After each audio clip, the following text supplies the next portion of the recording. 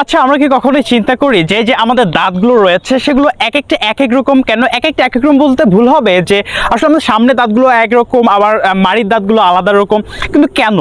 আল্লাহ তো চাইলেই সেই দাঁতগুলোকে সবগুলোকে সমানভাবে সুন্দরভাবে তৈরি করতে পারতো, কিন্তু কেন এরকম করলো? তো আসলে দেখেন যে আমাদের বাসা বাড়িতে আমাদের মায়েরা যখন কোনো কিছু ভর্তা করে, শুটকি মাছ কিংবা বরবটি, যে কোনো জিনিস যেটা যখন ভর্তা করে তার প্রথমে কি করে, সেগুলোকে কুচি কুচি করে কাটে, তারপরে সেগুলোকে পিষতে হয়। তো দেখেন যে যদি সেগুলো কাটার জন্য হয়তো ছুরি দা ব্যবহার করে, এবং পেশার জন্য পিষণি ব্যবহার করে, পিষার যন্ত্র ব্যবহার করে। তো এখন সেই পিষার যন্ত্রটা দিয়ে যদি সেগুলোকে কুচি কুচি করে কাটতে যায়, তাহলে কি সেটা সম্ভব হবে? সেটা সম্ভব হবে না। আবার যদি আমরা সেই কাটার জিনিসটা দিয়ে পিষতে যাই, তাও কিন্তু হবে না। তাহলে কি লাগছে? দুটো আলাদা আলাদা যন্ত্র লাগছে। তো দেখেন যে গরু যে রয়েছে, গরু একটা প্রাণী, আল্লাহ তাআলার সৃষ্টি, তৃণমূল কিংবা ঘাস এগুলো খায়। তো তার জন্য তাকে বেশিরভাগ তার হচ্ছে সেগুলোকে চিবাতে হয়, সেগুলোকে ভক্ষণ করে, চিবিয়ে চিবিয়ে খায়। তার জন্য কিন্তু তার মাড়ির দাঁতগুলো বেশি ব্যবহার করে।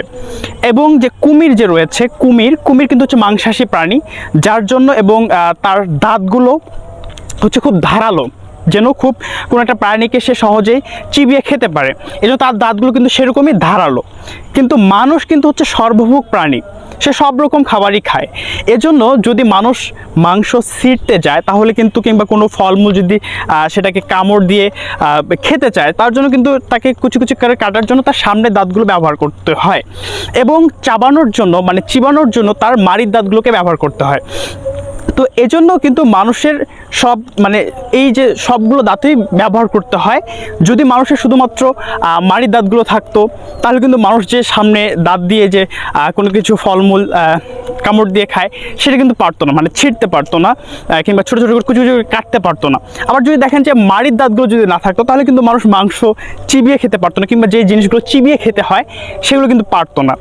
তো আল্লাহ তাআলা কিন্তু একটা গভীর পরিকল্পনা করে, একটা সুন্দর পরিকল্পনা করেই কিন্তু মানুষসহ যত প্রাণী রয়েছে সব কিছু প্রাণীকেই সৃষ্টি করেছেন একটা মহা পরিকল্পনার মাধ্যমে।